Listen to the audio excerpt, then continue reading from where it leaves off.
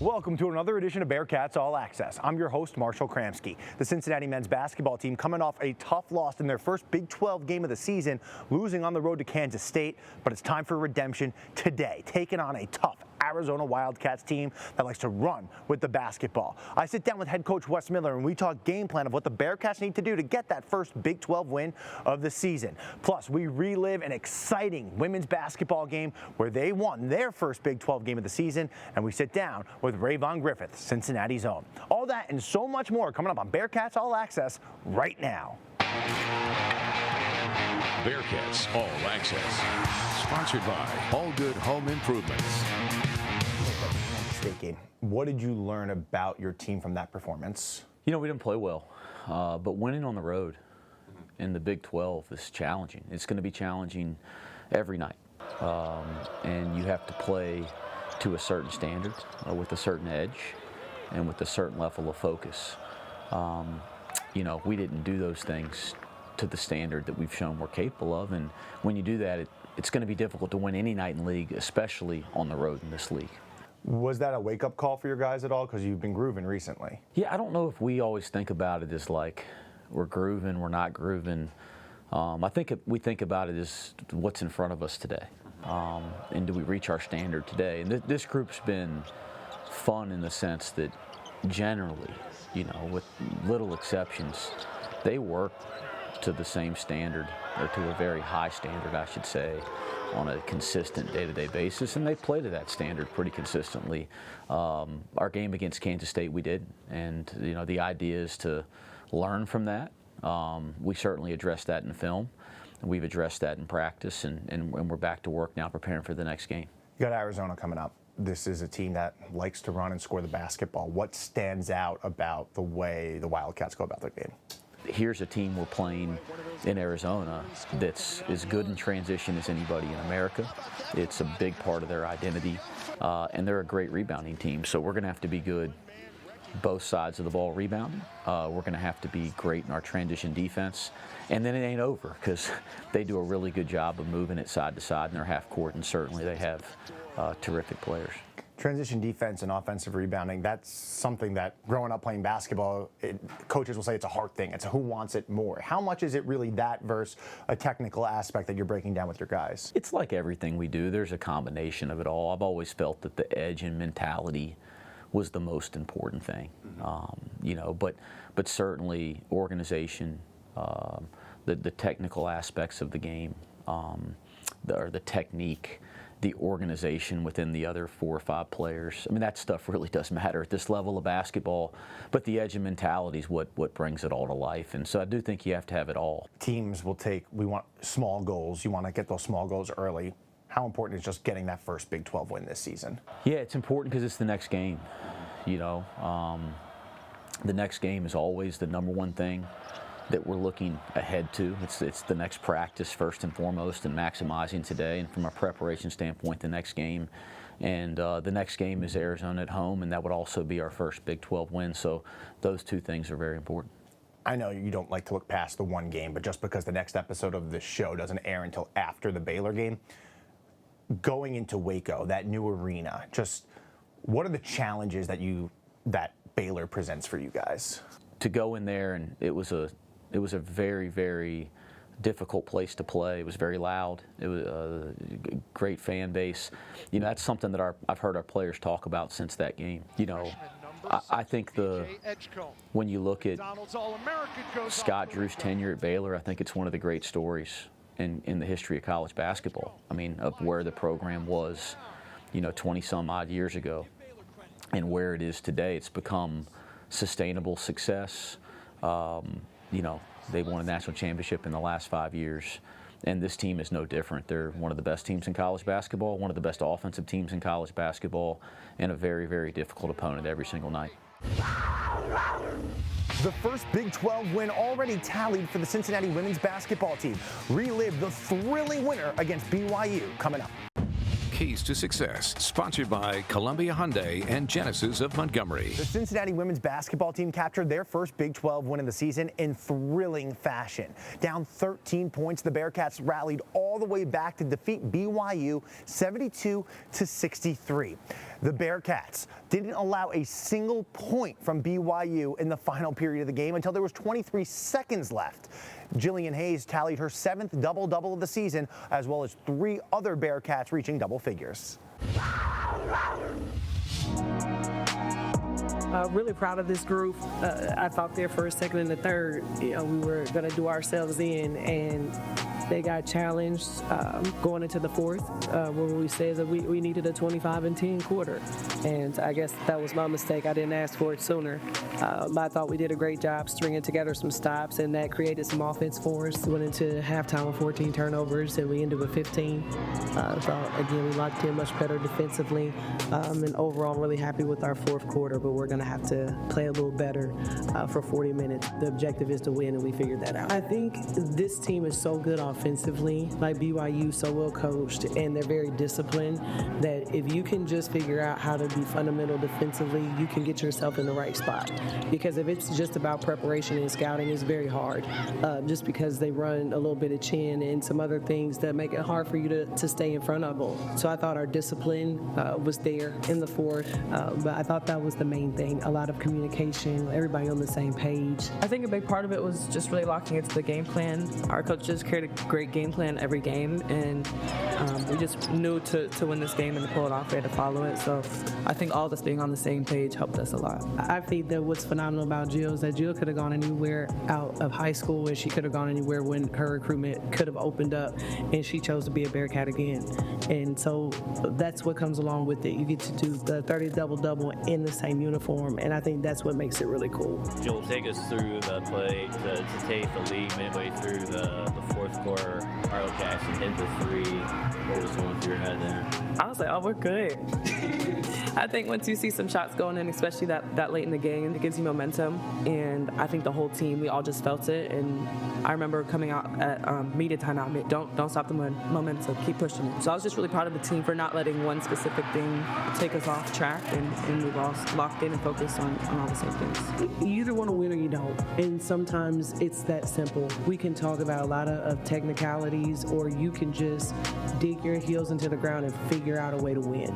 And you are going to have to be scrappy, and you're going to have to compete, and we're going to have to win the position. It's not about one-on-one and who's guarding who and who's scoring on who. It is about how can we get this stop 5 people on the floor. And to me, that was what they decided to do. We're going to coach the same every game. What you're going to see out there is the buy-in. And that's what you saw in the fourth quarter, and I think we're a much better team when they play like that together.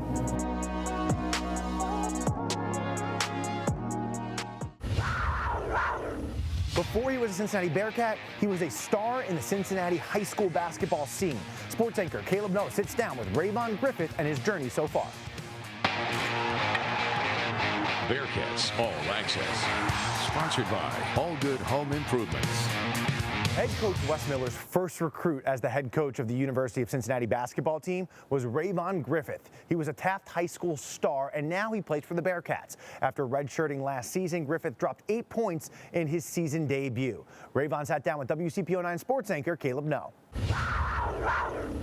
All right, so Rayvon, playing college basketball in your hometown, what's that experience been like for you so far? Past 2 years has been crazy. My hometown has shown me so much love and support. It's just been a dream come true. What's it like being here in Cincinnati, having the people you love, the people you know the best surrounding you here in your hometown? Yeah, it's been amazing because, my mom, my dad, my brother, sister, basically my whole family and where I come from can come see me play each and every night. It's a dream come true. And, I feel like any kid in the world will want that to happen. Okay, take me back to the days at Taft, right? You win a state championship. I was there that day. I'll never forget how, excited the whole crowd was, how excited you were, man. Like, I remember that moment vividly. Take me back into that moment. That moment, it was tough because, my freshman year, we lost pretty early. My sophomore year, we made it to the Final Four, and then we lost. And then my junior year, we came back and won it all. So, it was just crazy exciting. I'm just glad I could do it for, Taft and the city. Okay, so then you end up out in Arizona, Compass Prep. What was it about that experience that that meant so much to you that you were able to take with you into your next adventure, which is here in Cincinnati? I feel like my whole life I've been in Cincinnati playing basketball. So, I want I just won a state championship. So I wanted to take it to like a national level, get better, get away from home, because I was coming back to play for, UC and stuff like that. So just, get back uncomfortable, play, with some top-notch guys and, just play a national schedule. What was that like for you, being out there, playing that national schedule, playing with guys from everywhere? At first, it was, a lot to get used to. It's so hot in Arizona. It's a lot of top-notch guys that, I play AAU with some of those guys. So, it was just great. So then you get here to Cincinnati. You find out you're going to redshirt your first year. How did you approach that redshirt year? At first, I didn't know, but it was pretty much a surprise. But, I talked to my brothers and my family, they was like, it's just an opportunity, get bigger, get better, work on your skills and just get ready for next year.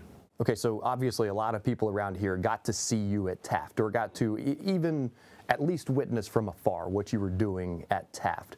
Fast forward several years, here you are in your second year with the Bearcats. Who are you now as a basketball player versus who you were then? How have you improved as a basketball player? I feel like I improved a lot. I got, bigger weight-wise. I got faster. I feel like I shoot the ball much better, and I feel like I'm just a, better person and, just a more aggressive player on the court. Okay, so who are you now compared to who you will be, say, 2 years from now? I want to see myself, just keep increasing in weight, because I feel like that can help me a lot on the court. And, I feel like if I just, take care and be a better person, off the court, I feel like it can translate on the court. To see UC get back on the right side of the crosstown shootout. Nah, yeah, for sure. What's that like for you? It's been crazy, growing up in Cincinnati, I watched the crosstown, almost every year growing up. I never knew that I was going to, actually play in it or, see it in person. So, it's just crazy, see the Bearcats finally get back on top. What's your biggest goal for yourself over the course of the next year? I feel like just to, stay humble, stay grounded, just, stay under the radar, just keep working out, getting bigger, just get closer with God. Cool. Thank you so much, man. Appreciate it. Appreciate it. Big 12 basketball for the Cincinnati Bearcats in their first season was challenging, but a lot of fun to follow along. This year, it only gets tougher, with a bunch of new teams joining, including the Arizona Wildcats, who are coming to Cincinnati later today. A bunch of the Bearcats basketball players sat down with Terry Nelson to just go through what it means and how difficult it is to play in the Big 12. I think in year one, we grew a ton as a program because of the league that we're in, and I'm really excited to go through that process again this year. I can't tell you how much we learned as coaches. I can't tell you how much our players learned.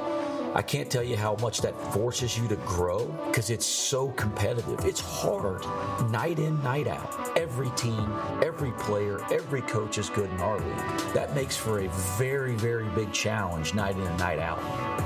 Bringing in Colorado, Arizona State, Utah. I mean, it's just more competition. It's more fun for us to have. It's more of a test to just make sure our team is together. It's a dogfight every night. It's really a great league because you can lose and come back the next night and, regain some momentum. So I think it's never over in this league. This league really just shows, who's a tougher team. Every guard in the Big 12 have a name for themselves. You hear big names and you feel like you have to go at that person, you have to lock this person up, you got to win this game, play hard, just competing every night. You got to be a tough player on the court, just proving people wrong. You have all the eyes on you, all the attention. There's no days off. I'm really grateful to be a part of it, and I'm sure this whole team is really grateful that we get to experience it. Last year, when we played at BYU, our first game, man, it was so loud there at BYU. The fans were amazing. Tip ball goes off, boom. We run down once, twice, and I was out of breath. I was so tired. And yeah, the altitude was different. It just hit me, and I was like, dang, this is real. It's like the third, fourth possession. I'm like, yo, coach, I might have to come out. It was bad, and then I got used to it. But yes, that was my first impression of the Big 12. It was so loud, I couldn't even hear my teammates talk. In the huddle, I couldn't even hear Coach West speaking in the huddle. Coach, what you say?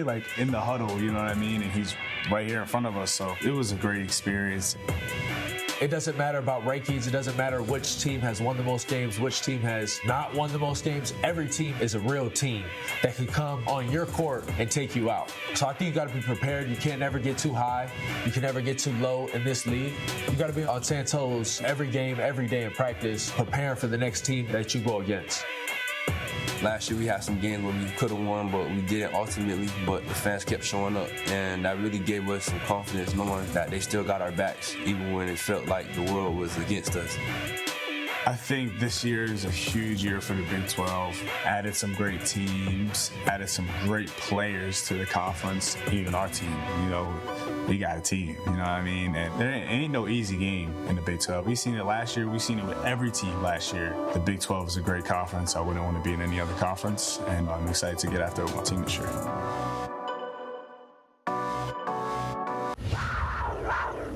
They shocked the Big 12 on the diamond last season in head coach Jordan Bischel's first season with the Cincinnati Bearcats baseball team. We see what's in store for the Bearcats coming up. Arguably the biggest surprise of Big 12 baseball in the 2024 season, the Cincinnati Bearcats placing in 5th in the conference in head coach Jordan Bischel's first year as the team's skipper. Bischel, hard at work, put together a rigorous fall schedule for his Bearcats, hoping that they could take the next big step in 2025.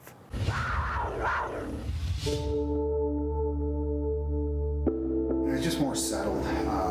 Last year, his first year going into the Big 12, it's just all new and it went fast. Like it went fast on us, where this year was a lot more settled. We could be a little more intentional with working with certain guys, and then you get some key returners that help with communicating on the things that are important to us, getting that buy-in a little bit quicker. So some good, some bad, but I feel like we came out of it really understanding what we need to do to be successful, and now it's just a matter of executing those things in the off season and then getting right back after it in January. But it was just nice to be settled. Year 2, it just felt a lot better with everybody being on the same page.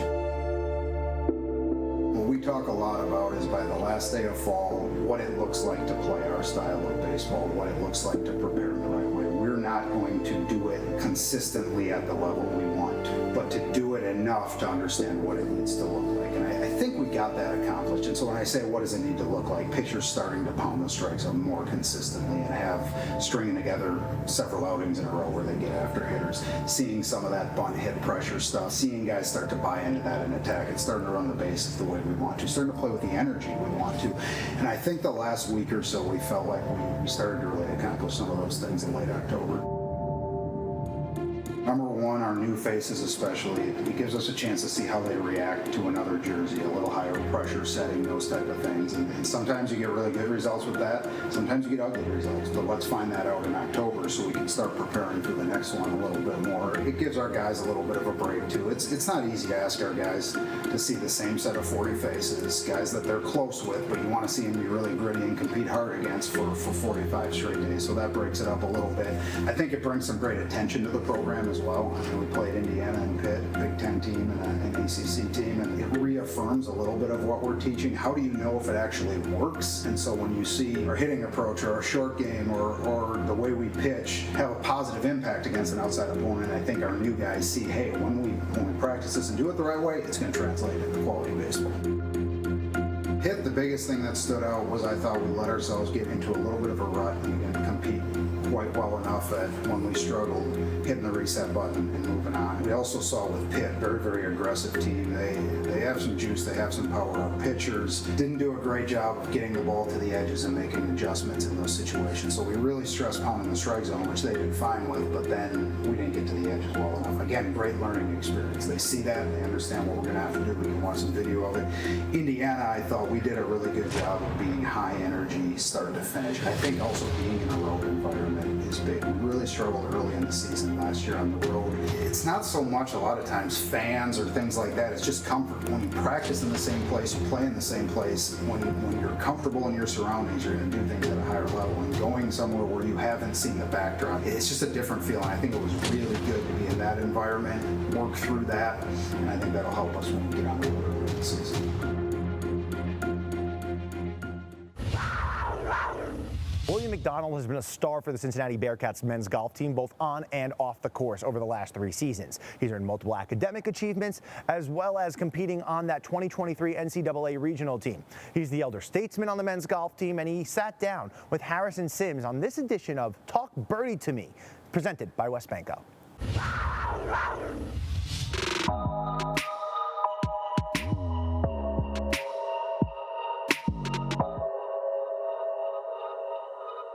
What's up, Bearcats? Welcome back to another episode of Talk Birdie to Me, brought to you by West Banco Bank.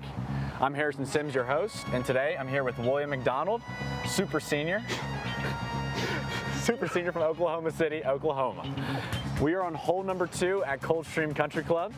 William, tell me your thoughts of this hole, how you like to play it. Just walk us through your mind. Probably the hardest hole on the golf course, which is awesome. It's fair. Yeah. Well, let's try to do that. All right, let's do it. Oh my goodness. I flushed it. It needs to go a touch. That's why we picked this guy for the job. William's got a basketball history. That's right. All-state player in Oklahoma. Yep. Create your starting 5, and I go ahead and tell you this now, you do not have to include me. Although I am hosting you and asking you great questions, That's and right. you really like me Okay. and everything, I'll keep that I in don't mind. have to be in the starting 5. Okay. I mean, obviously me Yeah. in the starting lineup, that's a given. Connor McNeely and Ryan Ford. I agree. That's Thunder 3 and right. Lightning. For the sake of having a big team, I think I am going to go with you because, I mean, you've got a pretty good basketball IQ. I'm flattered. And then we probably need one more shooter. But I mean, I think I would probably go with Michael Sen. He's kind of surprised. He's kind of surprised me with his ability. So we've only known him for a semester, but I agree. Looking back, if you were to talk to your freshman self, what's that one piece of advice you would give younger William McDonald? Just trust your abilities. I mean, I think in college golf, like especially early on, like you're gonna get punched in the mouth a lot. I mean, it's a big hurts. Yeah, and it hurts, and it's a big adjustment. But I mean, you kind of got to understand that like you're where you are for a reason. Yeah. And you know, if you trust that ability, it's only gonna benefit you. Yeah. Cool. Thanks for joining me. Absolutely. Thank you. See you next time on Talk Birdie to Me.